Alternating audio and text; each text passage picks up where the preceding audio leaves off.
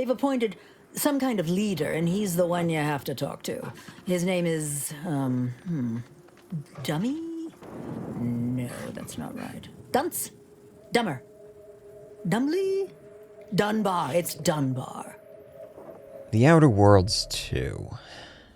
It's a bad game. It's a story-driven, first-person shooter with RPG elements being sold as an RPG the likes of Fallout New Vegas. I'm gonna be blunt. Do not buy The Outer Worlds 2 thinking you're going to get an experience even comparable to Fallout New Vegas. It's a shockingly fallacious comparison to make, and I cannot believe anyone outside of Obsidian and Xbox's marketing divisions are delusional enough to make it. It's much fairer to compare it to Avowed, you know, the other action RPG Obsidian released in 2025 that also underperformed. Honestly, I think The Outer Worlds 2 would have been Obsidian's Starfield moment had anyone actually played it. There is no greater evidence that Obsidian has lost its mojo. It's clear they were aiming to emulate Fallout New Vegas, they just wildly missed the mark because they don't understand what made Fallout New Vegas great in the first place. The Outer Worlds was a strange game to even get a sequel, and for the longest time I was wondering why. Who asked for this? The Outer Worlds 1 is famous for how forgettable it was. The most mid-game ever has pretty much been etched on its tombstone since it released in 2019. So why would a small, scrappy indie studio like Obsidian double down on a sequel?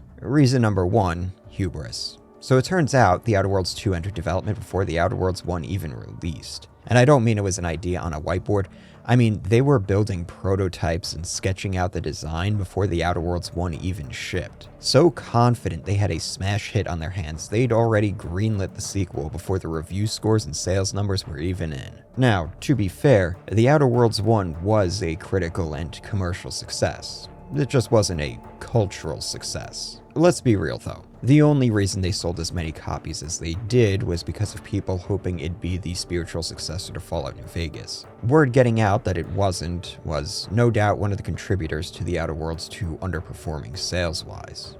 Reason number 2, Microsoft.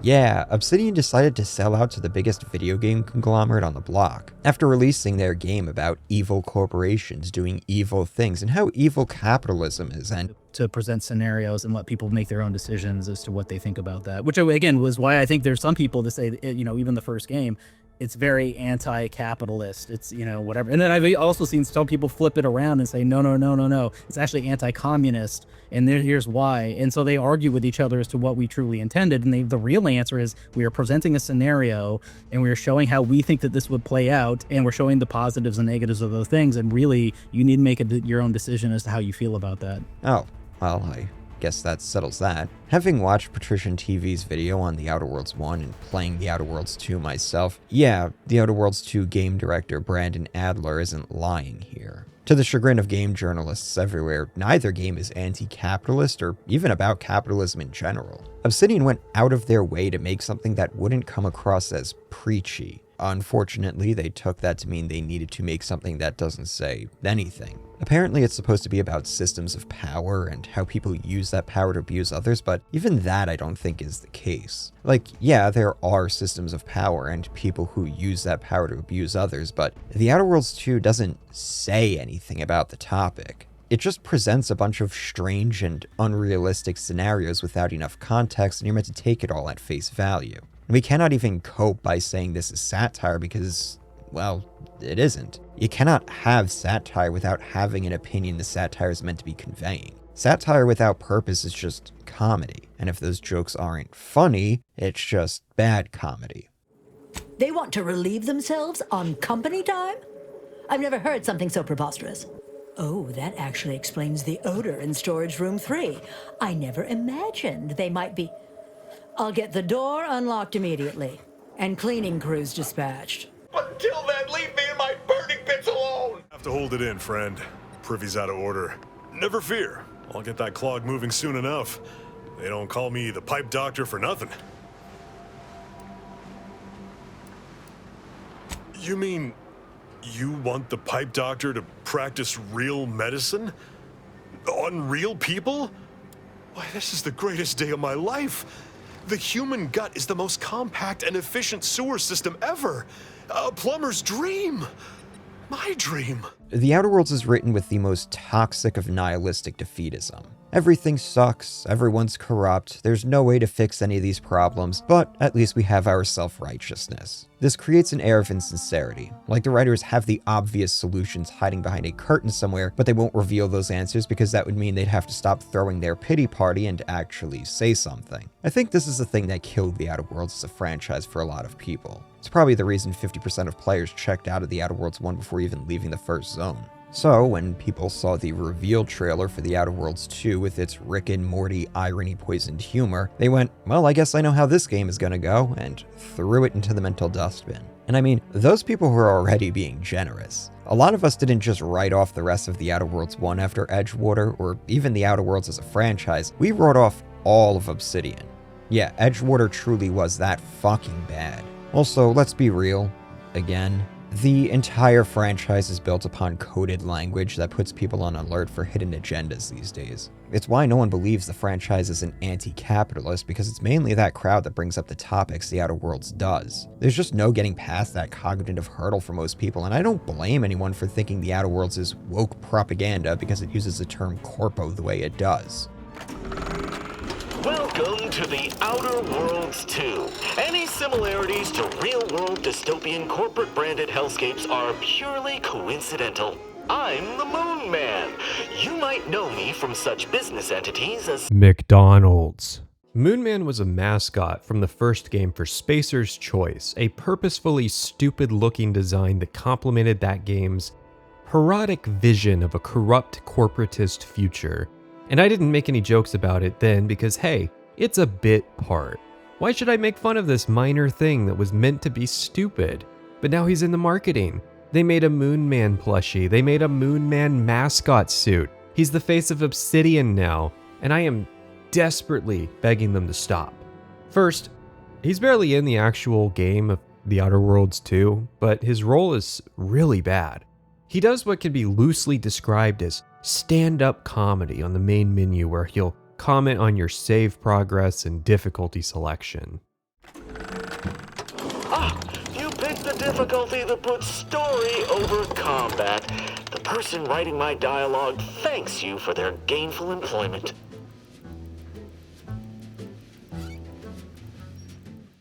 Not only is this cringe as fuck, but it gives a completely wrong impression of the game.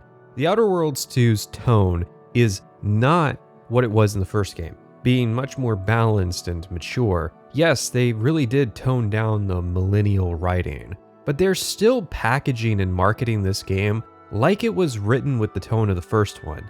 I almost canceled my project and refunded the game when, after 9 minutes of building the shaders, because of course it's Unreal Engine 5 slop, Moon Man opens with this. Any similarities to real-world dystopian corporate-branded hellscapes are purely coincidental. You know, this game might have been written with AI. After all, most language learning models were trained on Reddit. But no, he's just on the main menu. He's not really in the game itself. Every fucking time, I would dread opening this game to play it because I knew that Moon Man is gonna do a bit. Just making conversation. And then I would load into the game and the people were way more normal. So I'm gonna do some of my own bits here. I mean, hey, surely Obsidian won't mind me joining in with them to sabotage this game with some classic Moon Man humor. Did you know that in 1992, Moon Man shot 6 black people in the parking lot of a Wendy's? You see, before he was the spokesperson and mascot of Obsidian Entertainment Incorporated, a developer based in Irvine, California and part of the Xbox Game Studios, Mac Tonight was an actor in McDonald's commercials in the late 80s. They came up with his bit to increase sales in Southern California, which is actually how Moon Man met now quote retired unquote Microsoft executive and would gain gainful employment in the modern day, even after all his controversies. However, eventually McDix discarded him and Mac Tonight had a hard time finding work given his head was shaped like a crescent moon. He ended up turning to petty crime and while in jail met up with and joined the Cool Kids Club, since his head looked like the type of hood you might find in a 20th century Democrat's closet. Not those spiky white hoods that the Catholics in Spain wear either, the type of spiky white hood from the American South that hated Catholics among other minority groups. Moonman would eventually turn to a life of hate crimes and parodying rap songs where he would chronicle his adventure. So yeah, in reality, Mac Tonight was a McDonald's commercial mascot that was co-opted by racists on the internet due to having a suspect-looking head. Moonman was made into a text-to-speech musician whose songs are so incredibly racist that even if I censored the lyrics, it would just look like the Epstein files. Let's try it. Moon Man, can't you see? And What the fuck was I thinking? And nobody at Obsidian or Microsoft thought to do some Google searches to see if their new mascot, Moonman here, shared his name with any white nationalist memes. I mean, for fuck's sake. It would be like if with Avowed they had adopted Pepe the Frog as their mascot to reclaim him. Like, what was the worst part about, like, the whole ordeal, like, working on your show? Probably working with all those filthy. No, Super Rad, don't don the Moonman mask for your Outer Worlds video. It's a racist dog whistle. Okay, I don't really know if it's a dog whistle, it's more like a racist megaphone. Let's just say that Moonman may be saying slurs, but he was not slurring his speech. It was really cool of id Software to help Obsidian make a Moonman mod for the original Doom to promote the Outer Worlds too. You should check out G-Man Lives. He made a review of this mod. They got over 1 million views. Yeah, there's Moonman's name right there in big letters, 1 million views, and what's he doing in the thumbnail? Oh, is he shooting black people? Man, that's fucking crazy. The mascot of Obsidian Entertainment, standing alongside other notable playable characters of this mod, like Adolf. Maybe this stuff doesn't show up on Bing. Did you know they made a Magic the Gathering crossover card for Moon? Moonman, Beacon of Purity, white and tap to destroy target attacking non-white. Power and toughness is equal to the number of all non-white cards in all graveyards. It's a really specific wording on the effect there, but I guess Wizards of the Coast is willing to do crossovers with everyone these days. Now the truth is, I don't really care that Moonman as a character shares a name with a racist meme. It's just funny that they thought nobody would notice, and well, nobody seems to have noticed. I don't call every incarnation of a human mixed with an animal a furry, because I don't like the implication that furries just get to own the concept of catgirls forever. The name Moonman isn't tainted. How fucking ever. What I don't like is how Obsidian has marketed and packaged this game. It's pretending to be hip and woke and anti-capitalist, but it is very obviously not when you play it. And not just in some hypothetical way either, like they were pretending to be just to make money from the tankies, because the first game wasn't either. The first game was nihilistic. It portrayed a flawed system, but also that the people fighting back against it were also fundamentally flawed. It was a game that lacked teeth because it couldn't do satire or allegory correctly to make any measure of a point, because making a point is not the goal of modern Obsidian. Obsidian's goal is to make something that resembles a role-playing game, emphasize they were the people that made Fallout New Vegas, and then put a focus on companions and their sad backstories. The dialogue for the low intelligence characters, while every story is about two flawed parties arrayed against each other that can be pieced out with generally minimal effort in around 25 hours.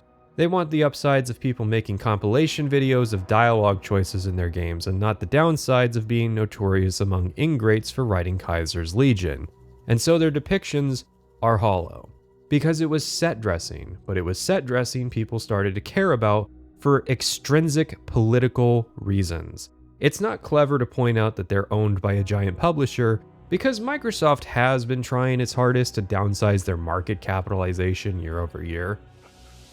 Yeah, go for it. And then I also see that I have 2 Microsoft Outlooks, and neither one of those are working. If you want to remote in and check Optimus on those 2 Outlooks, that would be awesome. Or that, yes, they wanted this game to be $80, because that's just Microsoft once again making games people do not want to own, straight to Game Pass slop. A funny thing was people thinking the consumerist flaw was mandatory. It's not, it's just a bonus flaw that came with the premium edition of the game. Flaws are optional trade-offs that come with an upside and a downside. They aren't making fun of their customers by putting this in the premium edition. They're trying to make an in-joke that their own fans would get by saying, is it not ironic that you can get a consumerist trait if you spend more money? It's cringy, but it's not hypocritical because the flaw isn't making fun of anything. There's no grand statement, it's just expanding the gameplay options in the way that pre-order bonuses and premium editions usually do. If one were to actually play The Outer Worlds 2, you would see there's no direct parallel between what it is presenting in the real world. There's no similarities to real-world corporate hellscapes. There is a constructed fantastical world that has some things to say that we can reflect upon in relation to our world, but it feels like the marketers leaned into the Reddit leftist discourse without considering what the writers themselves were presenting. It's hard not to be cynical that they effectively doubled down on this after realizing that right-wing people weren't gonna like this game anyways for reasons that were out of their control. Now, all of this isn't to say that The Outer Worlds 2 was some masterpiece game that was misrepresented and failed to find its audience as a consequence of the market rejecting millennial soy humor. I just think it might have done better if the marketing embraced the fact that the second game is basically a soft reboot of the first. Yes, the setting is effectively a reboot. Key details about how the corporations function and an almost complete lack of connection to the first game means that outside of recognizable aesthetic design choices and a few names, they could have called this something else. I mean, they named a Pillars of Eternity game Avowed, so it's not even that crazy of an idea to suggest that they could have avoided the irony poisoning from the first game by just pretending that it was a new IP. Well, I'll say, to Microsoft's benefit, or to I guess kind of put them in a good light here, they didn't ever say anything to us. They never once said, you can't say that, or they wanted to review what we were going to do. Literally never once. And they were pretty chill. Now, I don't know, maybe if we went too far later on, they would have said something. I don't know if we actually did. We didn't take any direct shots at them. So, maybe that's why things were fine. I love this quote. Like, what were they going to take issue with? Your depiction of corporations in both games is so absurd it becomes cartoonish. But there's nobody here is like mustache twirling, right? Like, they may be doing these things, but then when you start digging into the reasoning behind this stuff, you're like, yeah, I get why you're doing this. And it really actually, in some cases, makes sense. They want to relieve themselves on company time? I've never heard something so preposterous. Can you imagine how many bits that loss of productivity will cost us? It's impossible to take seriously because the games themselves don't take themselves seriously. So what exactly would Microsoft take issue with? No, the problem is that you guys are massive hypocrites. You did an ad campaign with 5-hour energy, for fuck's sake. There's quests in your games about workers needing stimulants to meet production quotas, and you guys are selling 5-hour energy shots for some extra marketing. And Microsoft is meant to be the bad guys here? Good lord, imagine being so fucked as a company it gets me to go to bat for Microsoft. Honestly. And really, this is why I'm even doing this video. Had Obsidian not been so fucking smug with its marketing for The Outer Worlds 2, so blatantly hypocritical while trying to gaslight everyone into thinking there's still this industry outsider, I wouldn't care nearly as much. The Outer Worlds 2 would just be another shit game from a studio that creatively died 10 to 15 years ago depending upon who you ask. But no, we got 40 minutes of cringy skits, self-glazing, and misleading comparisons to Fallout New Vegas meant to hide the fact that this was not an RPG. And like all good sequels, we've included everything that should have been in the first game. Mobilize the players so they're ready for that sweet pre-order. Clap with me. Sweet. If you don't have rhythm, Brandon, just say it. Sweet pre-order. Everybody has a different rhythm, and it's blowing mine, and here we go. B. I love every time someone asks one of these former RPG studios what their thoughts on Baldur's Gate 3 are, because every time it puts the devs on the defensive as they try to word salad their way out of having to admit that they got absolutely clowned on by a real industry upstart. It absolutely shits on the lies these studio and publishing execs have been peddling for 2 decades that RPGs aren't marketable. Nobody wants a deep RPG with good story and complex game systems. And then Baldur's Gate 3 sweeps the VGAs. And 2 years later, Expedition 33 sweeps even harder. Obsidian had 2 games nominated for RPG of the Year at the VGAs, which, honestly, they're lucky they even got the nominations. But obviously they lost because 33 didn't lose a single category it was nominated for. Also, they probably would have lost to Kingdom Come Deliverance 2 because nobody was talking about either of Obsidian's RPGs released during the Year of Obsidian by the time November rolled around. We here at the studio have joked around that this has been the Year of Obsidian, with Avowed releasing early this year and now ending the year with 2 more games.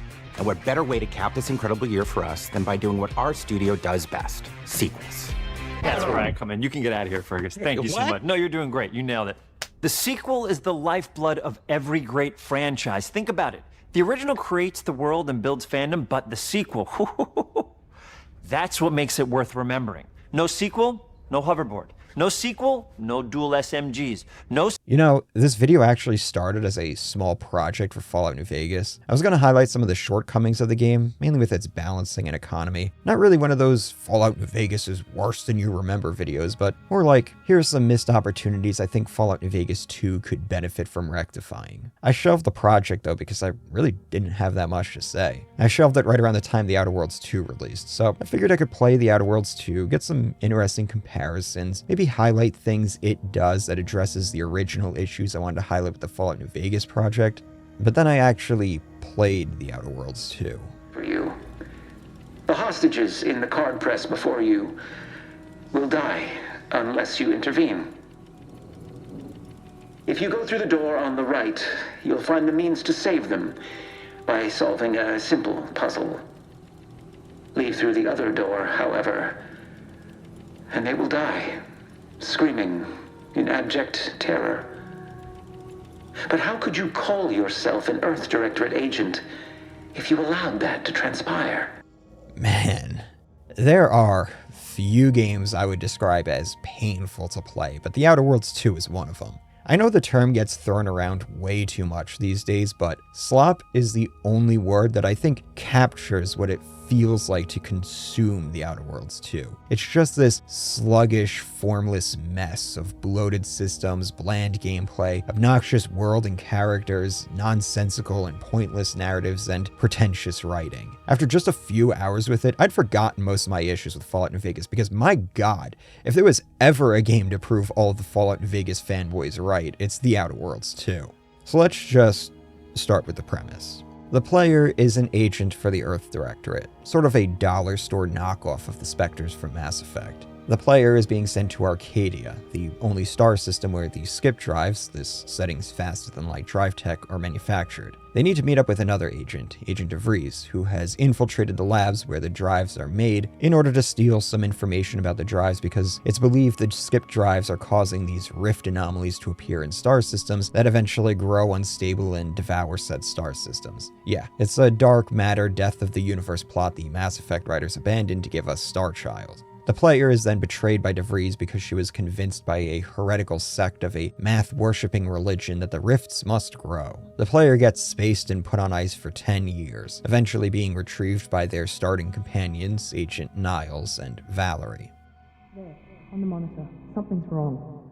He's reacting to outside stimuli, showing an awareness of his surroundings. My God, Miranda, I think he's waking up. Damn it, Wilson. He's not ready yet. Give him the sedative. Shepard, don't try to move. Just lie still. Try to stay calm. Heart rate's still climbing. Brain activity is off the charts. Stats pushing into the red zone. It's not working. Another dose. Now. Heart rate dropping. Stats falling back into normal range. That was too close. We almost lost him. I told you your estimates were off. Run the numbers again.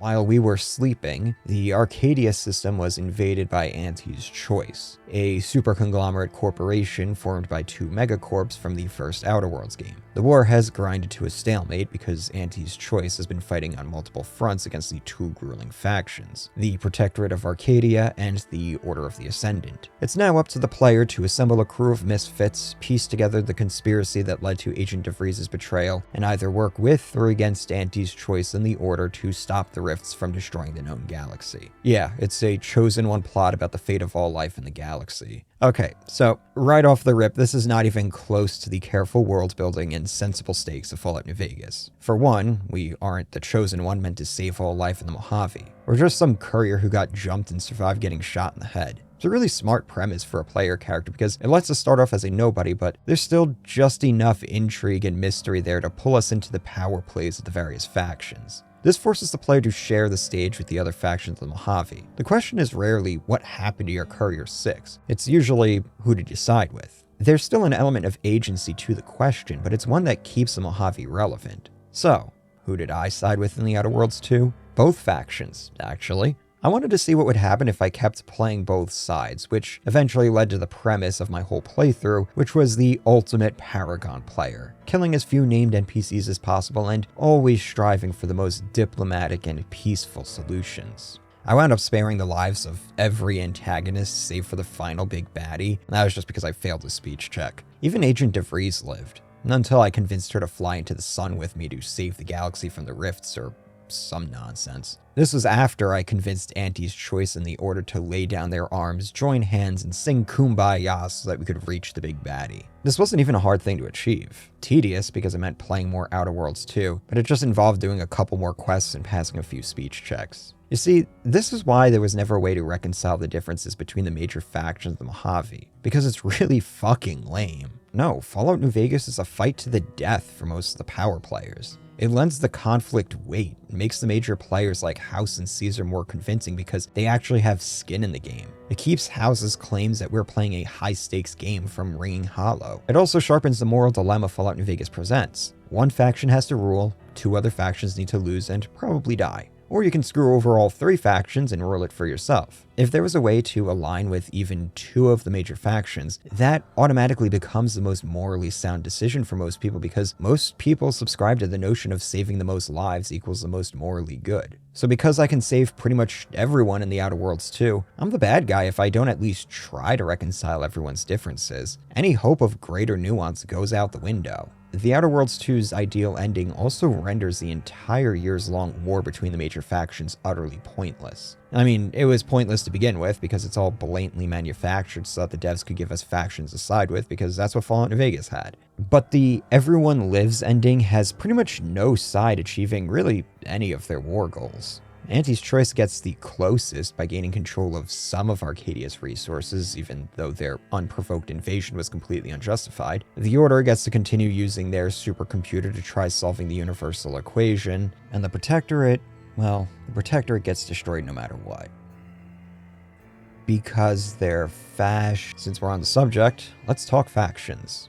Auntie's Choice is awful. And I don't mean diegetically awful, I mean they're an awful faction to have to interact with. The flagship of their fleet ends up serving as a trading hub halfway into the game, and I hated every time I had to set foot on it, which was often since it has the best vendors, or vending machines. Also, this is one of those games where we have radio communications, but most quest givers insist on talking face to face. I'm gonna guess this is Obsidian's way of trying to allow us to murder anyone we want at any time, which I do appreciate getting the option for, believe me. But like, I know where all of these people live and work. If I wanted to kill them that badly, I can seek them out. Just let me call them so I don't have to be subjected to 4+ loading screens just to turn in a quest. There's a tram inside the ship that's really only there to create the illusion of the ship being bigger than the actual game space really is, and that's all fine and good, except you gotta take the tram every time because there's nothing at the landing bay except your ship. There are fast travel points to get from the landing bay to the commercial district and the offices, but that's going to be another loading screen. They could have at least given us an executive landing bay near these shops and offices that we can unlock after becoming friendly with Auntie's Choice. You know,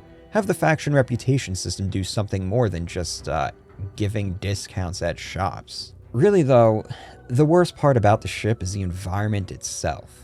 It's just concentrated Outer Worlds vibes, and there's nothing you can do except to be assaulted by it every time you arrive. Just this zany, wacky 1850s style commercialism, like every merchant is out to sell you literal snake oil. I get it's a style thing, and style is very subjective, but allow me an opportunity to share my honest and very subjective take on this style. It sucks. You there? Yes, you! I'd recognize your kind anywhere. You're one of those folks that eats food, and I've got just the sort of grub you've been missing. Name a food, any food, and I guarantee I got it. Absolutely, unqualifiably, positively guaranteed. Please note that this is not in any way to be construed as a guarantee. We cure all physical ails. Most at least. Well, there are a lot, I guess. We cure some physical ails. That sounds all right, right? It's really, really annoying. I don't find it funny, I don't find it charming, I don't find it entertaining, I just find it annoying. So then you take that energy and dilute it across a whole faction and you got Auntie's Choice. Like I said, it's awful. if you do side with Auntie's choice, you end up meeting Auntie Cleo, who is, no joke, a knockoff of Mr. House. A disaster aboard one of her ships left her nothing more than a severed head being kept alive by machines, and her public appearance since then has just been clever camera angles and dark lighting. You even have the option to sabotage her life support systems to kill her. If you don't offline her house style, you get a quest to fetch a mech body for her the Sovereign was developing so he could become immortal. She uses the body to join up with you on the final mission to assault the big baddie's lair, which, like, while I do respect a leader who leads from the front, that does seem a little reckless, Auntie. Oh yeah, you might be wondering who the Sovereign is. The first Sovereign, sometimes referred to as the Matriarch, was the one who founded Arcadia and established the hereditary dictatorship that has been governing Arcadia for something like 200 years. The Matriarch was actually the woman who invented the skip drives. In an agreement she made with the Earth Directorate, Arcadia would supply the rest of the settled systems with skip drives. In exchange, they'd have exclusive rights to manufacture the tech, and she'd be allowed to rule the system as her own personal fiefdom. Almost everything I just said is drip-fed to you in a series of reveals that are meant to be profound, but I honestly don't know why. Like, I get all of this information has been hidden from the public for optics reasons, but for the audience playing the Outer Worlds too, it just comes across as Obsidian being unnecessarily opaque with their world building. So the Matriarch founds Arcadia under the ideals of using automation to make labor a thing of the past, and everyone gets to live in a utopic state where personal property doesn't exist, and she literally just makes a communist state. You know, the diversion point between our timeline and the Outer Worlds timeline is well after Karl Marx, so I don't really know why people aren't calling a spade here. Oh, but you see, it shows how powerful the Corpos have become that they've managed to kill the idea of communism itself. Yeah, okay, I'm sure. Her son eventually becomes Sovereign, the one who made the mech body, and he transforms her beloved, benevolent dictatorship into an authoritarian police state, mental refreshment facilities and all, for no other reason than he's a big meanie with a small weenie. Okay, I made up that last part. We don't know why he did this because, yeah, there was no reason to do this. Actually, there's no reason for the Protectorate to exist at all. If you have automation that can do pretty much everything, why do you need the peons? They don't perform labor. Actually, they don't really do anything. It's not like their society is flourishing in the arts. We really don't get much insight into what life was like for the lower classes during the good old times under the Matriarch, which really calls into question the entire premise of the Protectorate. And that's really what corrodes this whole thing from the inside out. There's no reason for any of this. There was no reason for the Earth Directorate to agree to the Matriarch's demands. Just steal the technology to make the drives. Why would you entrust the most important technology in this setting to something as unstable as a hereditary dictatorship? While we're on the subject, who are the Earth Directorate? Are they a government? Are there governments in this setting? Who are they to broker this deal on behalf of all the powers in the galaxy? How is that enforced? So, you're telling me, in a setting where corporate espionage is mere foreplay to outright militaristic action between corporations, nobody tried to break the peace with Arcadia and steal the single most important technology in the galaxy for roughly 200 years. And it's not just a skip drive Arcadia has, it has all kinds of advanced tech to be plundered. Mighty convenient the only invasion ever attempted occurs when the player shows up. Oh, but Auntie Cleo didn't have the strength to invade a system like this before taking over Spacer's Trace. Yeah, I'm gonna need receipts for that assertion. How can a corporation that spans multiple star systems not have the strength to conquer a single isolationist system? This is one of those stories where the more you think about it, the dumber it gets. And again, to what end? What is Obsidian trying to say about structures of power and the people who wield that power to abuse others? That it's bad? Yeah, no shit, but your hypothetical is unrealistic and fucking stupid. You know why people like the factions of Fallout New Vegas and still debate about who would be the better power for the Wasteland? Because they're all based on reasonable goals and logical, viable solutions to achieve those goals. Like, yeah, Caesar's Legion is pretty terrible from our perspective as a society that isn't trying to rebuild after the apocalypse. But in a lawless, brutal, and barely habitable part of the world where raiders were running amok, Caesar's brutally rigid society was likely one of the only ways any sort of lasting peace was going to be achieved there. Then you have the NCR, who are the closest we have to a Western democracy in the Fallout universe. It's been very successful in establishing its holdings and defending what's theirs, but it's overextended and rife with corruption. The NCR might just end up recreating the conditions that led to the Great War, but it's understandable that people would be gravitating towards familiar systems of power, especially when it seems to be the most expedient and successful. Both of these factions are able to exist without violating logic and human nature. We don't need an answer that basically comes down to, I guess all their opponents are stupid, in order to explain why they exist. And we don't need to assume everyone is brainwashed to answer why they'd be a part of those factions. Even the first game, it's very anti-capitalist. It's, whatever. And then I've also seen some people flip it around and say, no. It's actually anti-communist, and here's why. And so they argue with each other as to what we truly intended. I find it rather telling that Adler was unable to recognize that people were having fundamentally different debates about the factions in Fallout New Vegas and the Outer Worlds. With New Vegas, people debate about the merits of each faction and their viability as a governing power. With the Outer Worlds, the few people who do care enough to even discuss the game are usually having semantic arguments about the different labels for those factions because they're so poorly written. Listen, you don't want your audience getting hung up on who the commies and fascists are in your game about highbrow toilet humor. I guess that just leaves the Order of the Ascendant, and honestly, there's just not much to say about these people. They're set up to clearly be the best faction to rule Arcadia, but then they're given this monkey's paw of being weirdly incompetent when it comes to governing, even though they have a literal supercomputer that's being used to pretty much sit there computing pi all day. They're an offshoot of the, I gotta look this one up.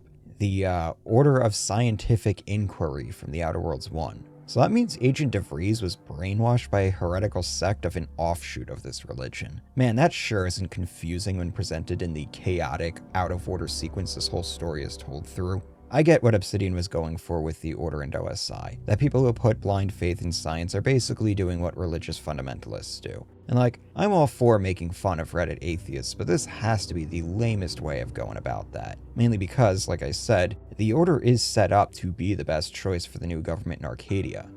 Even though I got Anti's choice to be cool with them, I think long-term, the best ending for Arcadia is the one where Anti's choice and the Protectorate are both destroyed. There are other smaller factions, but if this is about all I can say about the major factions, you can imagine how little there is to say about the minor ones. For example, there's a cult that worships the Rifts. No, not the heretical religion that made DeVries go rogue. This is another cult. But they are completely inconsequential, even though we have a companion who is a member and can become the leader of the cult. I guess someone at Obsidian really liked Jack from Mass Effect 2, because Za is that, but turned up to 15. Look at the state of this poor fool. They just left her bleeding out? Exsanguination is an art. Where's the precision, the pride in their work? This is just embarrassing. Now, is there any science around here we can use to find and kill them? If I was here to kill you, it would be no random thing. You'd know it. Are we here to kill this guy, Commander? Maybe I'll start with his gallbladder? No, I think it's gotta be the spleen. You make a compelling point. But then again, so does my knife. Let me introduce you to it. No, that's too quick. What about... No, not painful enough. Yes, that's it. I just need to find a piece of heat-conducting metal and something to peel the skin effectively. Niles is the Earth Directorate agent who rescued us from deep space, and honestly, I actually liked him. I'd go so far as to say he could be in my party in Fallout New Vegas if he existed there. He kinda has a Garrus thing going on, where he's torn between his ideals of justice and his desire to just stop wrongdoers by any means necessary. You also get to nudge his morality the way you did with Garrus. It's not nearly as gratifying because we don't have the benefit of 3 games to see the transformation, but Obsidian does use the 10-year time skip to juxtapose him as a bright-eyed, bushy-tailed rookie and a jaded Lone Ranger. It's pretty cool. And it was also cool that he never bit my head off for any of the choices I'd make, even when I was doing my, kill everyone run. Then there's number 2 on my list, Marisol. She's a double agent assassin from the Order, or rather, another sub-faction of the Order. And they do this bait and switch with her introduction where she's being framed by her employers? I thought people didn't have jobs in the... She comes across as a scatterbrained grandma before we finish the quest to unravel the conspiracy and clear her name, where then she reveals she's actually a super secret assassin. Yeah, the premise for her character is kinda dumb, but they actually did a decent job with her character writing that does make it work. Marisol ends up being a no-nonsense sort of renegade companion that I just can't help but love. Hey, I'm a Commander Sisko fan, what can I say? But she does have some soft spots that get exposed during her companion quest, and we can mellow her out a bit more. She is quippy, but not in a cringe Marvel character sort of way, but in a way that actually helps succinctly point out things I was sometimes not noticing in conversations.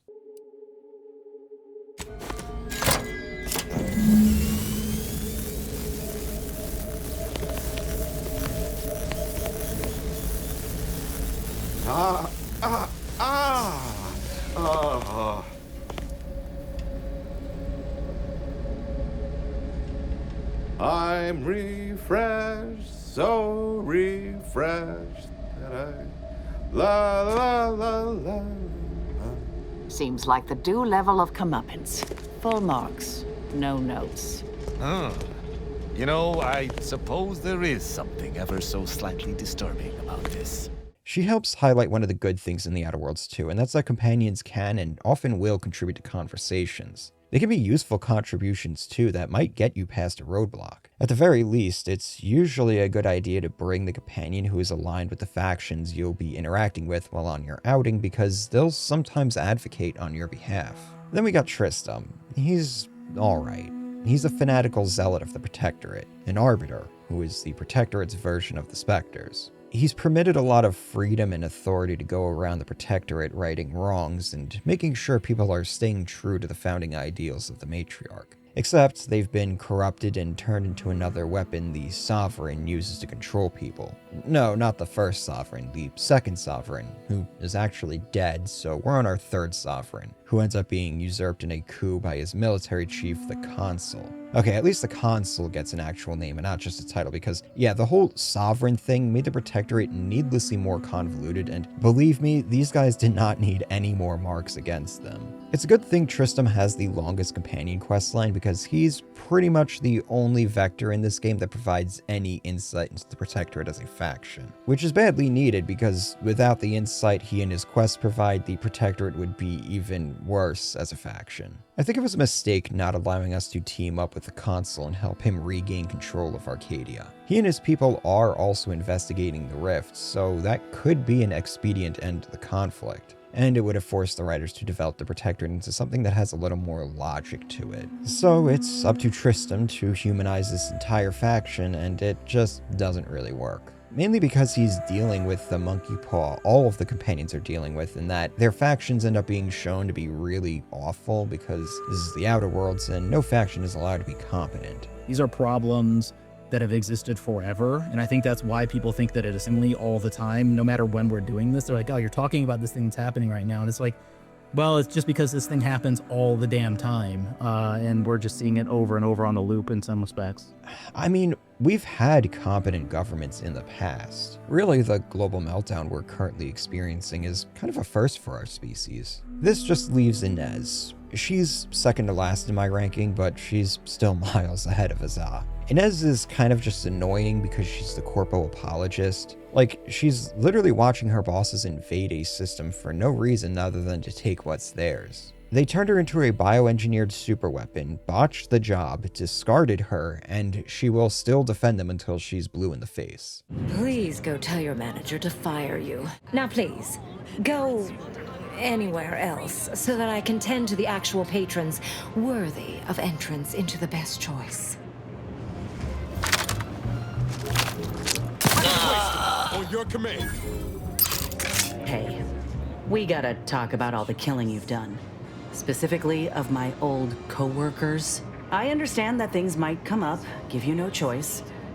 But for all they've done, these folk are still mine. If we can avoid bloodshed, we should. This does blow up in one of the most cathartic ending slides I've ever seen in an Obsidian game. After years of trying to work within the system to reboot the grafting program to regrow limbs for people who were maimed in the war, she ends up just sitting at a bar drowning her disappointment cast style. And I think this is one of the good endings for her. I can't imagine how tragic her bad ones are. I think the biggest issue with the Outer World 2's companions is that they're all fated to be in your party.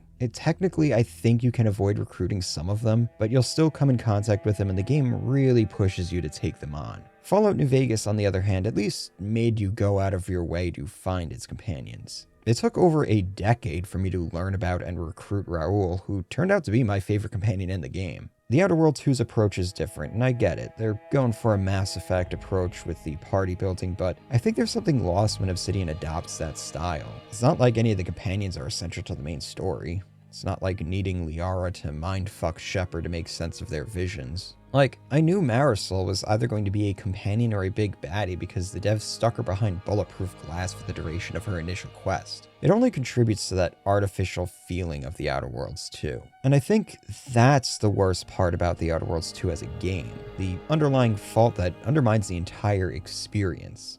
Everything feels fake. And not in a thematic everyone's putting on an act fake, but just the game devs did a bad job and I'm not buying into the fiction kind of fake. Nothing, and I truly mean nothing, in the Outer Worlds 2 feels natural or earned. It's simply a setting that would not exist. If I'm not sold on suspending my disbelief, what hope is there that I'll buy into whatever the world is meant to be conveying? How can I get on its level and start to earnestly absorb and digest what it's trying to say when all I want to do is mute the dialogue audio to stop the pain? I love a deep RPG experience, and building out that RPG crunchiness for our players was at the forefront of what we set out to create. Yeah, imagine my surprise when I found out Skyrim is a deeper RPG. It's this line that sealed the Outer Worlds 2's fate for me. What could have just been a largely forgettable romp through a boring and irritating game world with some mildly interesting gunplay, instead became a grueling slog because I was told this was an RPG and that's what I went in expecting. It's really a complete realization of everything people want from an Obsidian game. I expect attributes. I expect numbers. I don't expect the level 1 intelligence meme from Fallout New Vegas being given its own trait in the style of Wild Wasteland because you guys pulled a Skyrim and cut attributes entirely from the Outer Worlds 2. Actually, it's even worse. Bethesda at least allowed us to directly invest into health, magicka, and stamina. We don't even get that in the Outer Worlds 2. The player's health scales up on its own with each level up, and yeah, that's all that remains of the attribute system from the Outer Worlds 1. It's weird. Avowed had attributes but no skills, and the Outer Worlds 2 has skills but no attributes. Why? Why are you guys afraid of giving players the whole RPG repertoire that they've been getting for decades? It doesn't make for a better experience, at least not in the Outer Worlds 2's case. Because they cut attributes and did a lot of cutting and compressing in these skills, what we're left with is a system that produces some very inflexible builds that end up stagnating gameplay-wise. It's why I find calling the Outer Worlds 2 an RPG very dubious. The Outer Worlds 1's 18 skills have been reduced to just 12, with some pretty gnarly crunching going on with the speech and combat skills. Likewise, skills no longer cap out at 100, they only go up to 20. This meant they had to cut down the number of skill points a player receives at level up. Unfortunately, they brought it all the way down to just 2. And of course, with attributes like intelligence being cut, there's no way to scale that up aside from a flaw you can pick up later in the game that bumps it up to 3. It's not like a super compressed skill point system like this couldn't work, but you really gotta make the player feel each of those points. As you can see, for the gun skill, we're looking at things like plus 10% range damage and plus 1% armor penetration. Yeah, that 10% damage increase is not something you're gonna feel in combat. Hell, some level ups I was putting 2 points into guns and I still wasn't feeling it. And that mainly has to do with the enemy's levels scaling as you continue through the game. The cutting and compressing going on here simply removes any fine control the players could have had on their builds. It's not like the player is showered in tons of level ups to compensate. With 12 skills and 19 points possible to invest in each skill, since all skills start at 1, that's 228 points to max all skills. There's 30 character levels total, meaning 29 level ups, so 58 skill points, plus the 4 points the player gets from picking their 2 specialized skills, so 62 points total. Through some traits and flaws, it could bring that up a bit more, maybe around 70. It all depends on when the easily distracted flaw fires for you. So that's enough points to invest in 27% of the game's total skills.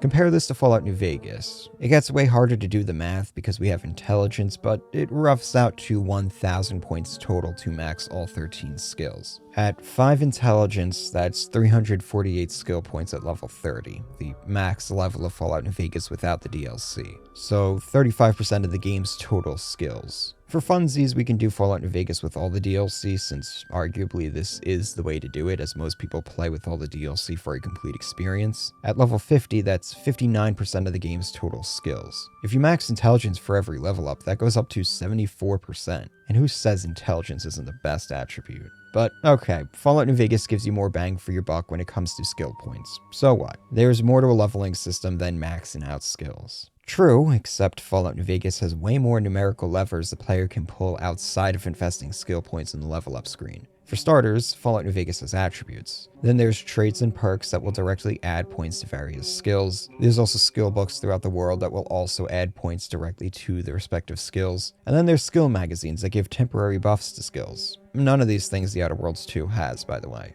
Okay, they do have traits, but none of them grant points to a skill directly. Instead, they do things that are more mechanical in nature. For example, resisting death for 3 seconds once during each combat encounter. Two problems though.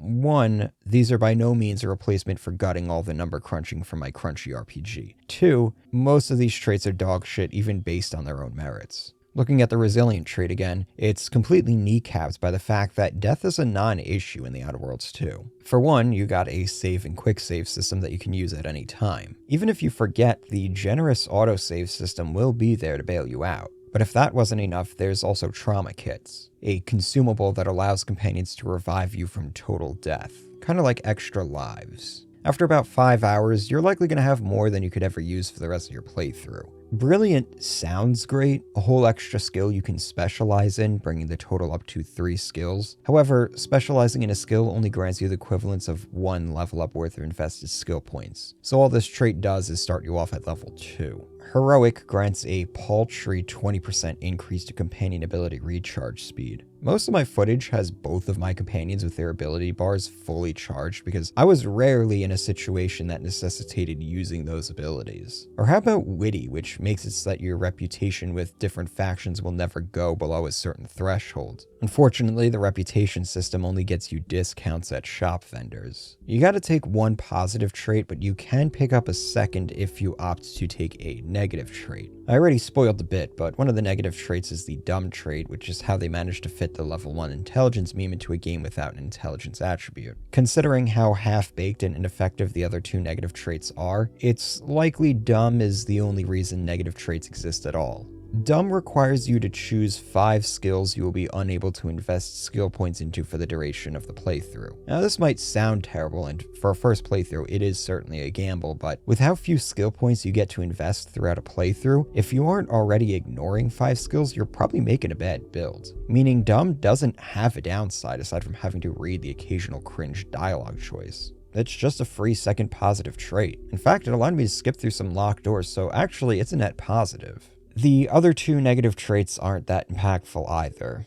Sickly decreases your starting health by 15%, while Abrasive makes it so that you can't get your reputation with any of the factions past neutral. With reputation being a pointless mechanic, I would consider Abrasive to be another freebie. The way Abrasive is worded, it sounds like it should affect how NPCs interact with you. However, since there's no NPC disposition system to determine whether an NPC will like you or not, they just made it so that this trait adds the occasional insulting dialogue line that you can, just not pick in conversations. You see, this was the element Obsidian was banking on when cutting out most of their numbers in their crunchy RPG. Traits, skills, backgrounds, the airspeed of an unladen swallow, all of these things tie into conversations in some truly dynamic ways. Well, actually, it's not dynamic at all, it's rather binary. If you have the thing the game is looking for, you unlock a unique dialogue line that might influence the conversation, or more often than not, gets you a punchline to a dumb joke. Bringing us back to the dumb trait. I guess it shouldn't come as a surprise, but out of all the things that could have opened up unique dialogue options for me, the dumb trait was by far the most common. I guess I shouldn't be surprised that modern Obsidian doesn't understand that what makes a recurring joke funny is timing and appropriateness.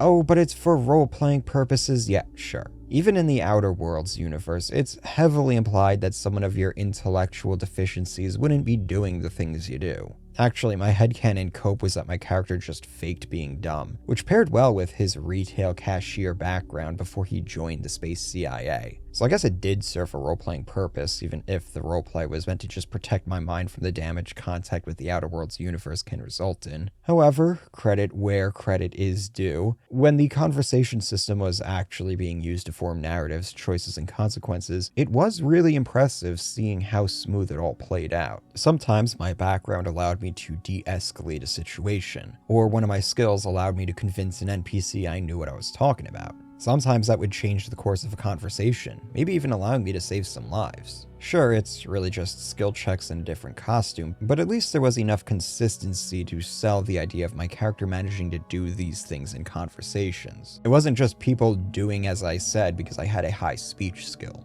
Ironically, one of the aspects of conversations I like the most is likely to turn a lot of players off of it. Conversations play out like actual conversations. There isn't some main list of topics all dialogue loops back around to until you've exhausted all dialogue with an NPC and closed out the interrogation screen. Oftentimes, options are exclusionary, severing branches from the tree as you progress to an actual, natural conclusion to the conversation. I know there's some people out there who just cannot abide by missing dialogue lines from a character, which is weird considering people love skill checks that gate off gameplay, but yeah, I'd love to see this conversation system implemented in a game with actual good writing. Since we're on the topic, skill checks. I suspect the skill crunch was done to make implementing skill checks easier for the designers, because skill checks are now a core part of the game. Obsidian referred to them as RPG interactions in the Direct, but what they were talking about were skill checks. The appeal of skill checks is that they're rewards for investing into a particular skill, while also acting as a tangible demonstration of a character's growing expertise. They're meant to augment what we normally feel in moment-to-moment gameplay. Because I invested into lockpicking, I can feel my character getting better as I bust through harder locks and break fewer picks.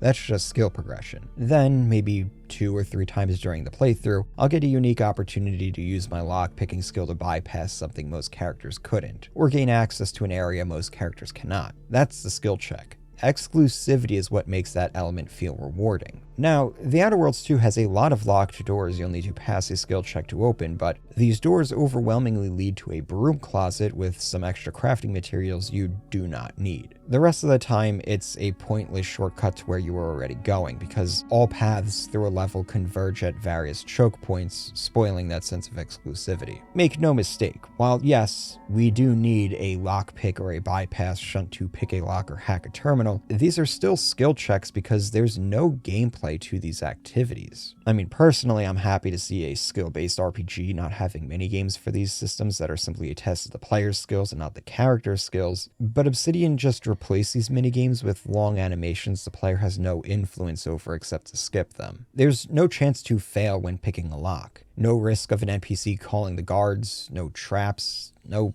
nothing. So what ends up happening is you build up a stockpile of lockpicks and bypass shunts because there's no way to waste them on failed attempts. This reduces skill points invested into these skills down to just a skill check tax. Sure, lockpicking will give you a plus 1% evasion chance, and hacking gives you increased damage to mechs, but that's not a replacement for their primary mechanics having no gameplay to them. In my Skyrim stealth video, I suggested replacing things like the lockpicking minigame with a timer that counts down as your character attempts to break through. It's an implementation 7 Days to Die uses, and I think it works well if there's an element of risk to whatever activity you're performing. The Outer Worlds 2 doesn't really have many dynamic systems like Radiant AI to make a timer system work perfectly, so instead I'd propose a percentage chance of failure. Attempt the lockpick, and if your skill is too low, you're gonna burn a few more picks. If your skill is past the level threshold, you'll make it through first try. I'd go so far as to expand the percentage chance system to all skill checks. Want to persuade someone? Well, if you don't have the required points, you can still try, but the odds will be increasingly stacked against you the lower your skill level is. What's that? Dice rolls in my crunchy RPG? It is funny seeing Obsidian going for a hard pass-fail system like this when there's a lot of games doing skill checks with dice rolls. I think there's an argument to be made that people enjoy dice roll skill checks more, especially when they can stack buffs to tip the odds in their favor, and when failure comes with some level of risk the player needs to weigh against. Obsidian likely wouldn't go for the percentage system though, because players might brute force the checks via save scumming. I mean, you could just make a save and checkpointing system that doesn't make it trivial to save scum, but even so, if someone is going to try that hard to ruin the game for themselves, they're not a player worth catering to. Let them drive themselves insane. Most players are going to realize how much of a fool's errand that is in a game with hundreds of skill checks. Normally this is the part where I would do a comprehensive breakdown of the various skills, but for one, absolutely not. And two, I didn't get to experiment with many skills because there was no way to re-specialize my character and invest the points elsewhere. The devs made it quite clear that they are against character respec options because RPGs are meant to have consequences.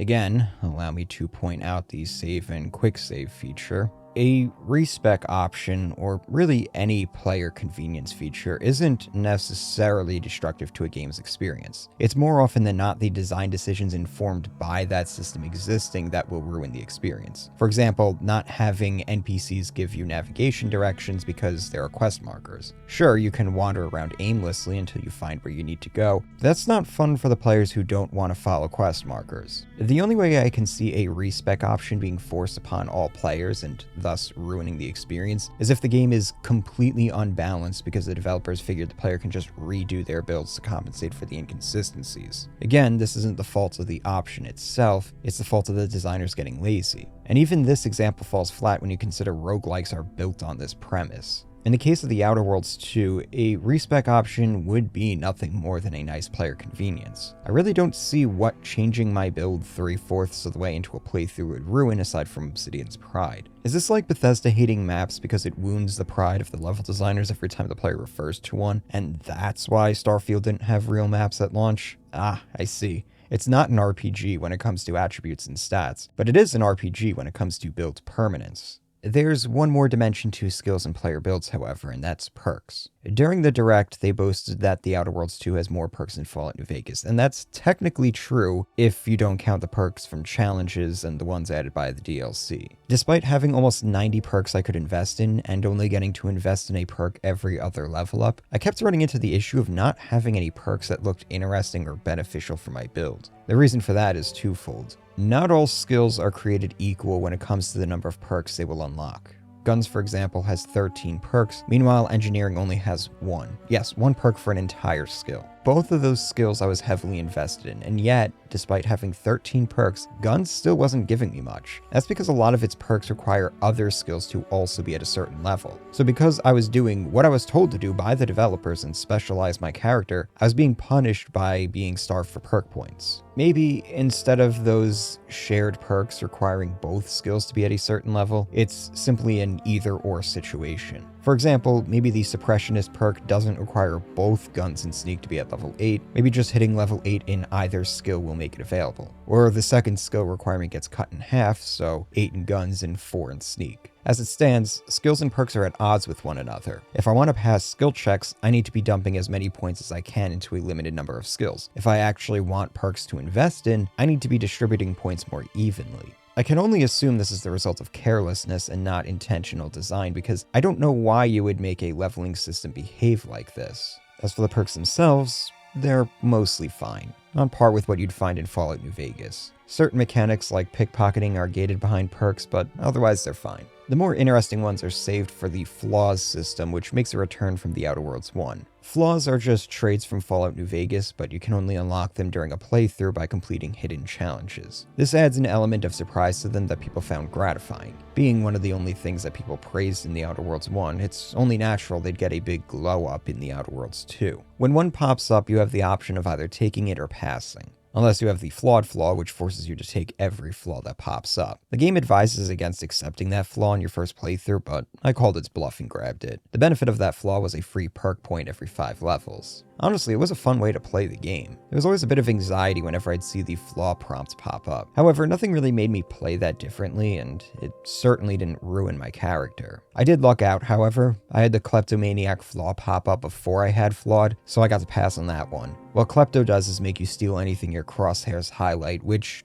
probably would have been really annoying. Easily Distracted is another tricky flaw. It forces you to invest your skill points in whatever your lowest non-zero skill is. So if Guns is 5 and Lockpicking is 4, you have to put a point into Lockpicking before you can put another point into Guns. And this is where the dumb trait really saved my ass, because it prevented me from putting stray points into the odd skill here or there. So when I got Flawed, all I was forced to put points into were skills I was already working on. It just made it so that I had to invest points in a specific order.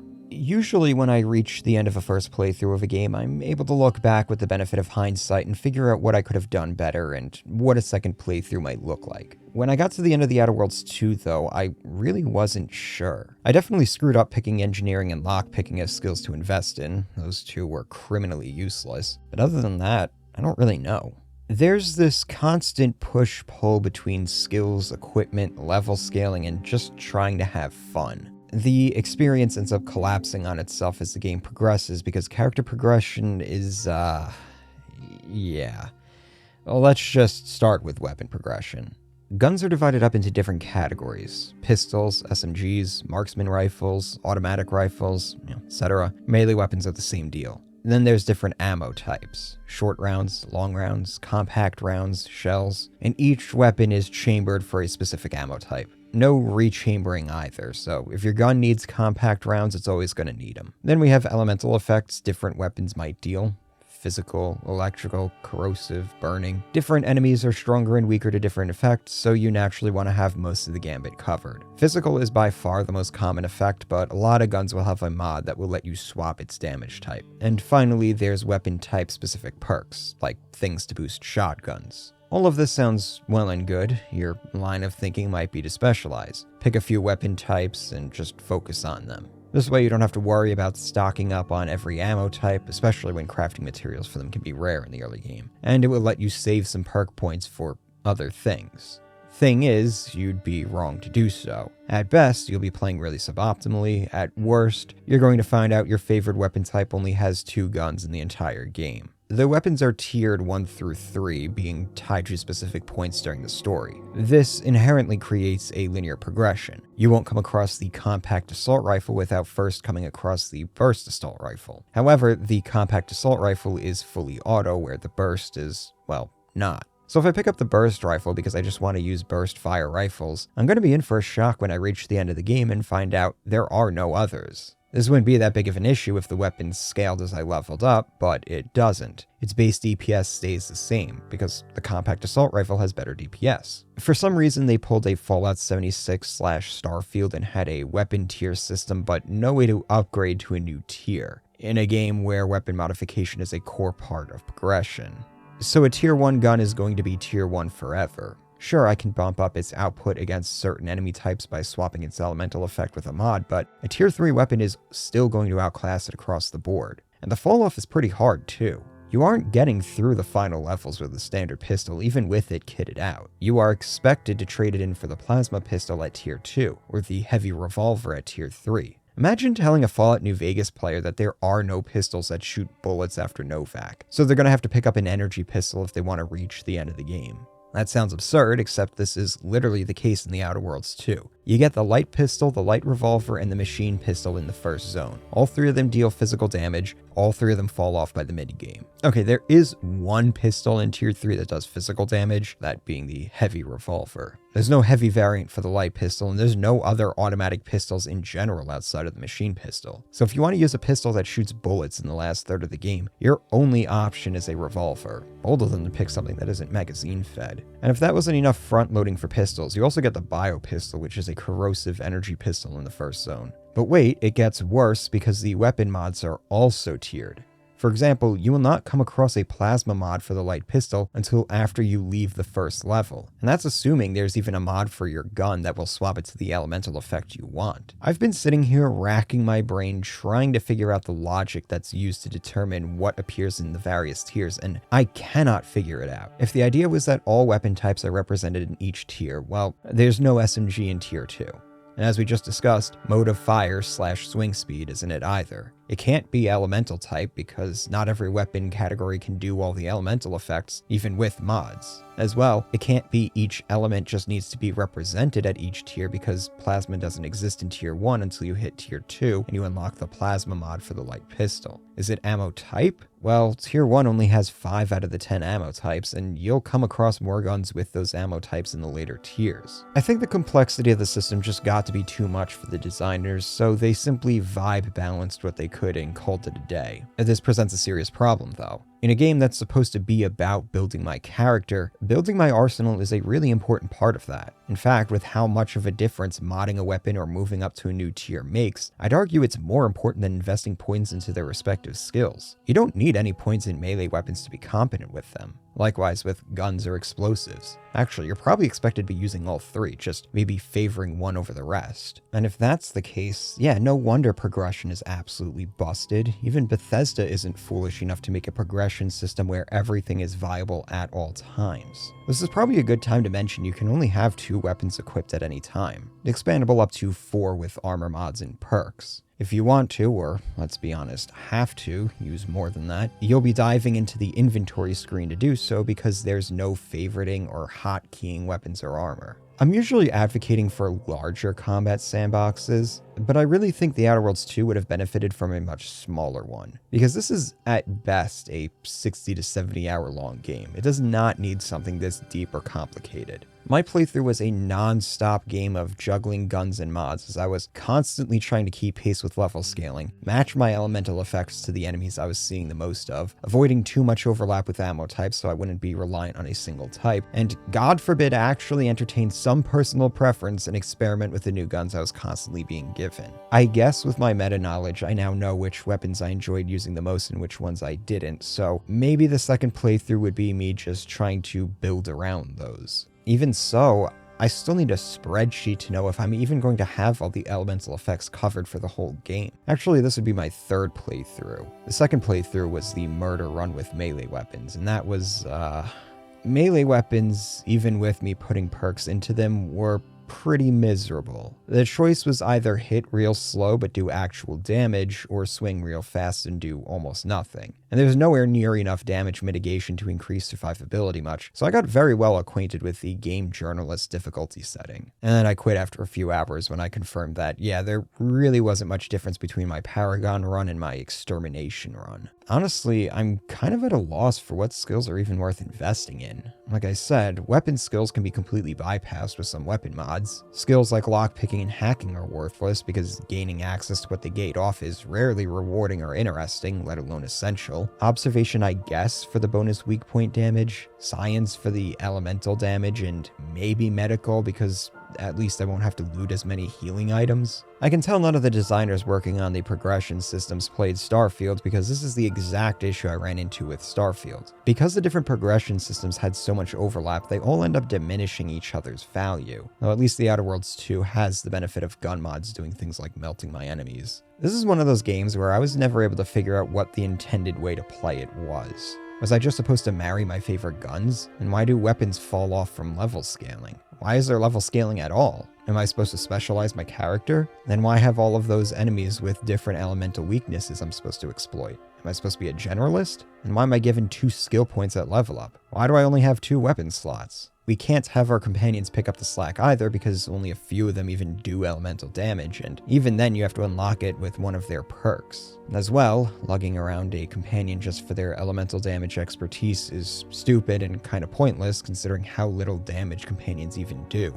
Companions are another awkward spot in the combat sandbox. For starters, you can't change out their equipment, which, you know, with how convoluted the system is for the player, I guess I'm grateful to have been spared that. They have special abilities and passive bonuses they can provide the party, but nothing so impactful you'll be missing their contributions when they aren't in the party. They can sometimes point something out, like a hidden door, but this is so inconsistent it's not even worth considering. As I mentioned, they have their own leveling system, though it is significantly simpler than the players. Every 5 levels you get to pick between 2 perks for them, usually split between them doing more damage or better serving a unique utility purpose, like Tristram being a better tank, or Inez being a better medic. You can also come across upgrade kits for each companion, usually through doing some of their companion quests, and that will allow you to upgrade their gear. These upgrades can be unequipped, though I'm not really sure why you do that. The fact that these kits need to be crafted leads me to think there is going to be more of them, but as it stands, they're just binary choices that are little more than toggleable perks. So I was well and truly checked out of The Outer Worlds 2 being an RPG pretty much by the time I was done with character creation. I must admit I didn't expect character progression to be this busted, but I knew things were going to go south when I made it through the tutorial mission and got a sense for how the game plays. The combat is fine. It's nothing amazing, but it's at least competent. Controls are fine, weapon feedback is fine, enemy AI is fine. It's all just adequate. None of it is original, however.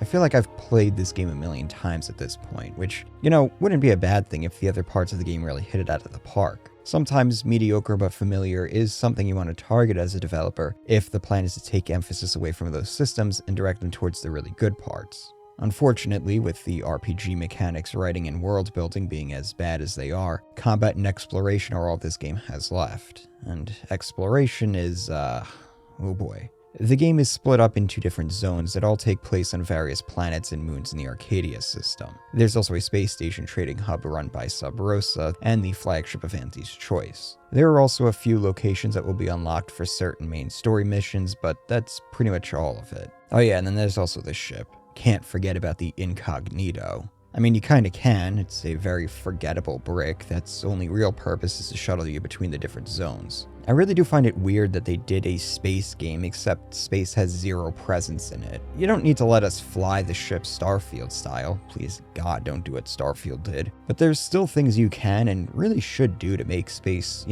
part of the setting.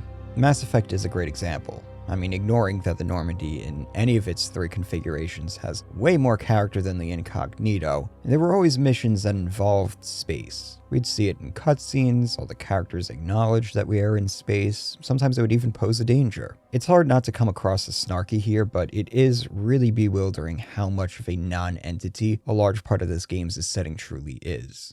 Like, why not just set the entire game on one planet? It's not like the different planets have different forces of gravity or hostile atmospheres or unique environmental hazards that requires a player to adapt. Some of them don't even have unique fauna. This is probably the most boring representation of space science fiction I've ever seen. Yes, even Starfield is better. It's significantly better, in fact, because Bethesda paid attention to those listed elements. It's like making a fantasy story and not having magic in some form. Like, yeah, in terms of genre, you don't technically need to have magic for something to be fantasy, but you're really doing yourself and your world a disservice by not at least taking it into account. And so, when it came time to land on the first planet, I'd already forgotten about the galaxy-eating rifts because, yeah, guess what? They didn't really matter. The first level barely makes mention of them until the end, and even then, it's tangentially when hunting down DeVries. No one seems interested in the rift that swallowed a whole space station and killed the Sovereign's family. So, okay, this is a ground game. It's one of those ground games where you walk everywhere. You don't have to let us drive land vehicles, but you can at least make some static models and plop them down in some settlements. A few buggies would go a long way towards making your world feel less artificial. There is a tram system on one of the planets. It's ruined from the war, though. This lack of transportation didn't stop the designers from putting in fast travel, however. When you're in the overworld, you can pop open the map and select one of a few preset fast travel locations. It's not every POI on the map, but you do get fast travel markers to all the major settlements and a few other areas you might visit more than once. I don't really get why they put fast travel in, though. It's not like any of the zones were big enough to need it. I think the first zone is the largest and you can still run from end to end in like 5 minutes. They even give you rocket boots to let you double jump so you can get creative with navigating the terrain when there aren't invisible walls and kill voids to stop you. I guess they added fast travel because nothing on the map will respawn after you kill and or loot it. So after you've cut a path through a level, yeah, you might as well fast travel since you aren't really going to encounter much except maybe a landmine you didn't step on your previous time through. So yeah, nothing respawns. Nothing patrols or travels around the map either. Pretty wild that Morrowind has a livelier overworld than the Outer Worlds too. It sure is weird that in an active war zone there aren't any soldiers on patrol or skirmishes at natural ambush points. This only further contributes to that artificial feeling I keep bitching about. This pairs great with the removal of faction reputation mechanics like being able to call in a squad of NCR Rangers, so you can't even call in some Corpo troops to come fight the Protectorate guards and pretend there's a war going on. The overworld gameplay is just running from combat encounter to combat encounter. You might as well grab all the loot too, because there's no limit to what you can carry. Yeah, there's no encumbrance or inventory slot system, so companions can't carry things for you and there's no personal storage on your ship because they wouldn't be necessary. I'm torn. On the one hand, I don't want anyone to play this piece of shit. On the other though, I want people to experience the soul-crushing emptiness that comes from an inventory system like this, so people will stop telling Bethesda to do the same. It's a terrible idea for this sort of game, right up there with making potions rechargeable and removing ammunition. Oh yeah, there's only one healing item in this game and it recharges at health stations. You know, this was the first game I've played with a crafting system where I never learned what all the crafting materials were. Even Starfield with its bajillion crafting materials, I eventually learned what they were all named. It's simply the byproduct of learning what is used to craft what I should be picking up and what I should be ignoring. But in the Outer Worlds too, there's no need to learn what anything is because why not pick it all up? There's no drawback to strip looting everything except for being boring and tedious. Most of my footage when clearing an area is me just sprinting from room to room, rapidly spamming the loot key on anything that's highlighted, just to get the chore out of the way so I can go back to the mild mediocrity that is the Outer Worlds 2's combat. Eventually, when I thought I was getting close to the end, I just stopped looting because I had more ammo and healing than I could use for 2 more playthroughs. I had been more faithful to my LARP as a Hoover than I was to whatever roleplay I was meant to be doing with my character. When there's no thought needed for a system, why have this system? It occurs to me now that this game didn't even need a crafting system. It adds nothing to the experience. It just instills an anxiety in the player that they need to be looting everything because what if they find something that's actually worth crafting later and find out they'd screwed themselves because they didn't have enough screws? They could have just had some upgrade stations you'd find throughout the game that could do the modding instead. Weapons would be unlocked at different points in the game, pretty much how it works already, and the only thing enemies would drop would be ammo you'd pick up automatically. Yes, I'm aware this is literally just an FPS at this point, but that's all the Outer Worlds 2 is. If you were to remove the pointless looting, you'd probably shave a good 10% off the playtime. So let's stop with the smoke and mirror systems meant to trick me into thinking I'm playing an RPG. Running around, clearing the map of enemies and loot, doing quests that would take me to all the different POIs on the map, further removing any desire to just wander and explore these levels, it dawned on me. I had played this game before. This is BioShock. A first-person shooter with RPG elements, some light exploration, distinct themed zones, sorta non-linear dungeon design, a heavy emphasis on narrative and world building. I mean shit, even the art styles are similar. So, BioShock with deeper character customization, companions, skills, support for multiple distinct playstyles, full weapon customization, and a large cast of characters with branching decisions and a genuinely good conversation system. Hang on. That actually sounds pretty awesome. Well, why didn't they market it like that? Suddenly, they're no longer getting their ass cheeks clapped by Baldur's Gate 3, Expedition 33, and Kingdom Come Deliverance 2. They're going up against, Atomic Hearts? Like, come on, you can't tell me a BioShock like made by Obsidian wouldn't move copies. Unfortunately, this recontextualization doesn't make the Outer Worlds 2 good, it just made it palatable enough for me to finish one playthrough to make this video. The problem is that Obsidian didn't realize they'd shaved off so much of the thinking parts of their crunchy RPG that they'd accidentally made a light immersive sim. Had they been self-aware enough to realize what they were doing, and recognize the viability of that product, and had the humility to admit that they don't make RPGs anymore, they could have honed the Outer Worlds 2 into something that people would actually be praising right now. The biggest issue that holds this game back from being the logical conclusion to the BioShock formula is mainly its pacing. Combat encounters are way too quick and way too infrequent. There's way too much time spent talking to NPCs and not enough time fighting enemies. The lack of any boss enemies also hampers the experience. And then there's level scaling and the utter lack of weapon progression that really puts the nail in the coffin for calling this an actual FPS. Okay, so there are boss battles at the end of each zone. I just managed to talk my way out of all but the final one. Even still, we don't have anything like big daddies to act as dynamic boss fights in the overworld. The game's also too easy on its normal difficulty setting. It started off a little challenging, but things started to deteriorate after the first planet, and that difficulty never returned. The combat encounters were getting easier even though I was going up against higher leveled enemies. I was making more money than I had things to spend it on. My lockpicks were piling up faster than I could find doors to use them on. Health and trauma packs were practically breeding in my inventory. The ammo economy held out the longest, but it too eventually died. By the time I hit the final level of the game, I was 1 and 2-shotting most enemies. And sure, I could have just bumped up the difficulty setting. This is one of those games that lets you do that after all. But for one, I try to stick to the default setting when doing these sorts of videos for just this very reason. And two, I'm kinda tired of game devs no longer balancing their games because the player is expected to just tweak the difficulty setting themselves. I've started to develop this thing. Let's call it gamer imposter syndrome. It manifests in this constant anxiety that I'm playing a game wrong because it's too easy or too hard. In a game with a fixed difficulty setting, if a game is too easy, I might adhere to some house rules of my own or do a challenge run. If the game is too hard, well, that's a skill issue.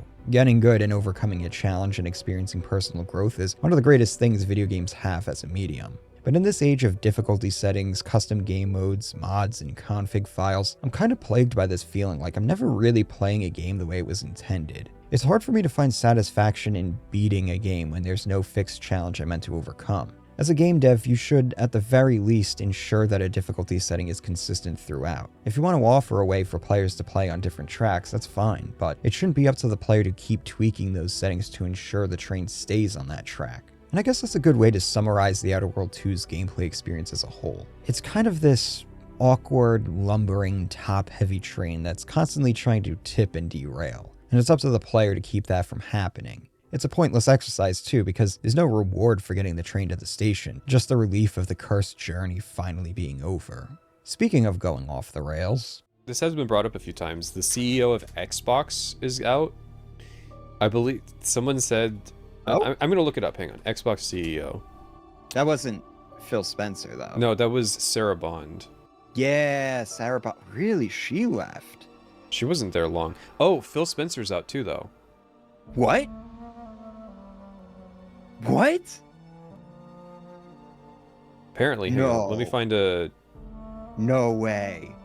Microsoft Gaming CEO and Xbox President Phil Spencer leaving Microsoft effective immediately. Oh, this is a video. They have the fucking... I can see why. Has anybody... I didn't even have to make the joke. I expected this day would come, I just didn't expect it to be today. Okay, so when I say these two bozos got shit canned, that is speculation. Officially, Spencer is retiring and Bond is leaving on her own accord. People were saying Spencer was aiming to retire soon anyways, but I still take that as him getting ahead of the executioner's axe. No one was expecting Bond's departure, however. Let's be real, this was one of those you either leave on your feet or on your back sort of situations. You don't fuck up as badly as these two did with Game Pass and get to continue to skate forever. Not when the AI bubble is threatening to pop and take all of Microsoft down with it. The true losses of Game Pass may never be known, likely because I don't think Xbox was even truly aware. That was likely on purpose in order to let them play fast and loose with other, much more dubious metrics like number of players or hours played. No guys, you're in the business of selling video games and hardware. What are the sales numbers? How many potential sales did developers lose thanks to day one on Game Pass? This is all stuff that can be calculated and really ought to be, but likely wasn't. Or someone did do an internal audit and that report was sent to the Shadow Realm because it would have crashed the Game Pass party. Now that he's leaving, people are saying how hard Phil Spencer worked to keep Xbox together during this rough patch since the announcement of the Xbox One. Yeah, I ain't buying it. Nah, fuck this guy. He worked very hard to keep all of these grifts going so that he could keep his job. It is astounding how much effort they put into doing anything except release good games. The simple reason being, they don't know how to release good games. Now granted, it's not up to the publisher to know how to make those good games, but it is up to the publisher to know what games they are publishing will be good, especially if they own those studios outright. The only way to do that is to have an actual good taste in video games and a thumb on the pulse of the audiences you're trying to reach. Phil Spencer had none of that. Again, with his departure, people are saying that he was a true gamer, and again, I ain't buying. If he was, they wouldn't have canceled the project the ESO devs were working on that reportedly they had to pry Spencer away from when they were showing him a demo of it. I mean, the guy played Fallout 76, need I say more? Sarah Bond was apparently just a really difficult person to work with, and as such, there's been a lot fewer people singing her praise. I'm not privy to her gamer cred, but I'm pretty sure she isn't a Morrowind connoisseur. And so we got our incoming replacements. Asha Sharma coming over from the Microsoft's core AI team as CEO of Xbox Gaming, and Matt Booty getting promoted to Chief Content Officer. I'll at least give Booty the benefit of the doubt here and hope that his time as head of Microsoft Game Studios got him well acquainted with the games they're working on. Not that I think it will matter with what the future of Xbox is likely gonna be. Sharma, on the other hand, is proven to be not a card-carrying gamer, and is likely in that position because she's someone Satya Nadella can trust and work well with, because that's the sort of person you put in charge of a turnaround effort. Her promotion speaks more to the erosion of trust between Microsoft and the Xbox division than it does signal the future of the division. It's ironic then that Sharma started off by saying she wants to bring back the rebellious spirit of the Xbox brand. In reality, I expect it to be the exact opposite. It was Spencer and Bond playing shadow games with Game Pass that destroyed the brand and likely cost Microsoft billions. The only play that is going to be accepted by Microsoft HQ is going to be more cooperation. And with literally all of Microsoft being tasked with shilling AI now, we all know what that means. I don't anticipate changes immediately. That would be really bad for an incoming boss to do. But when you got Jack Dorsey laying off half his workforce to replace him with AI and then telling everyone all the CEOs are going to be doing this, again, I think the writing on the wall is very fucking clear. Turn Xbox into a very efficient AI slophouse. The money won't be made in the ROI on the games. The games will probably sell like dog shit. No, the return will be the boost Microsoft's AI business gets when they can say, we have X number of games being made with Y percentage of generative AI, all powered by our tech that you can lease for Z subscription price.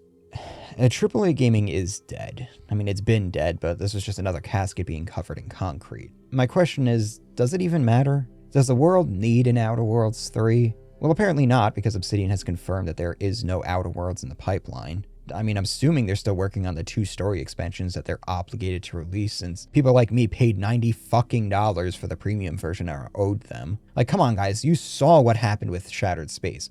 Why would you double down and guarantee 2 shattered shits of your own? But here's the biggest wrinkle in the Xbox turnaround theory. It's all dependent upon all of the first-party Microsoft studios performing their own turnarounds. Here's an honest-to-God, genuine question. Does Microsoft have a single studio that's doing well right now? Even the ones they've recently bought are all on their asses. Everything from Activision and Blizzard is tainted. COD got outsold by Battlefield for the first time ever last year. WoW is on its last leg. Like, the only good thing Blizzard has released so far has been an expansion to Diablo 2.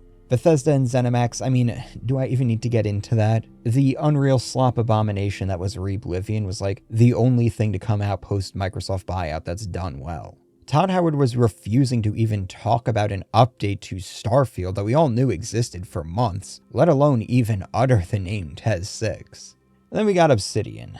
Oh, Obsidian. We got a report from Bloomberg's Jason Schreier around the beginning of the new year that laid out Microsoft's disappointment in the sales numbers for both Obsidian RPGs. Which is neat. I appreciate not having to speculate and pull out the Steam charts. I imagine the double loss of the VGAs was a really humbling moment for Obsidian, if not a wake-up call to start making actual RPGs again. They've been undergoing a bit of an internal reorganization, bringing back Tim Kaine and doing a lot of soul-searching. In their own words, Obsidian is trying to figure out what people even want from an Obsidian game in the current market. Honestly, I wouldn't hold my breath for that redemption arc. If nothing else, I don't think they're going to get the opportunity. They might get to do a spin-off Fallout title again, which will absolutely be their Starfield moment because they aren't even remotely capable of making another Fallout New Vegas, let alone topping it. I'd actually consider that to be the worst ending for them because it will ruin their reputation completely before they get shut down. The other path is them shutting down after releasing another mediocre Avowed game that gets done in by some AI slop controversy, but at least they get to go out with some of their creative reputation still intact. It sounds like Fallout New Vegas 2 was never in the cards, even if Obsidian had gotten that performance bonus from Bethesda for hitting that 85 on Metacritic. Obsidian was kind of a hodgepodge of different people with very different ideas and methods for making games. Fallout New Vegas kind of brought a lot of those differences to a head, and by the sounds of it, the folks who were doing the things that people would grow to love Fallout New Vegas for were being pushed to the margins for the people who wanted to make stuff like The Outer Worlds. Obsidian wasn't built to last. It was built to survive, but it wasn't built for success. So it really is no wonder that once they started notching actual financial successes, everything fell apart. Mutually assured annihilation was likely the only way the studio managed to get things done. With that threat alleviated, that internal cooperation wasn't going to remain. This is likely one of the reasons why Avowed and The Outer Worlds 2 were trapped in development hell for so long. And there we have it. The answer to why Obsidian used to make very flawed gems and now makes very polished turds. The question isn't, when do we get Fallout New Vegas 2? The real question is, how did the universe allow Fallout New Vegas 1 to ever be made? Thanks for watching. Like The Outer Worlds 2, this video was trapped in development hell for quite a while. Definitely a new personal best for number of rewrites. Like, the total word count on this script is 15,500 words, and I've probably written close to 100,000 for this project, just to give some perspective. It's honestly harder to write a shorter script than a longer one, at least for an analysis video like this. I was basically trying to cram a 3-hour-long video into less than an hour, mainly to save myself time in editing. Had I known how much of a challenge that was going to be, I probably would have canceled the project. The other problem is that I really don't want to become one of those angry gamer channels always serving doom and gloom. I really want to go back to doing more positive videos. The problem was that there was just no shot of that tone for The Outer Worlds 2 without it being disingenuous. And the sunk cost fallacy made canceling this project completely non-viable. I'm not going to say any more than that, or get into some of the other things I've been working on the past year. I might just be jinxing myself every time I give any sort of details. So I'll just say, as always, thank you to the patrons, and to everyone who still watches the videos. Your continued support and patience is really the only thing that got me through this project. Anyways, take care of yourselves, people, and I'll see you in the next one.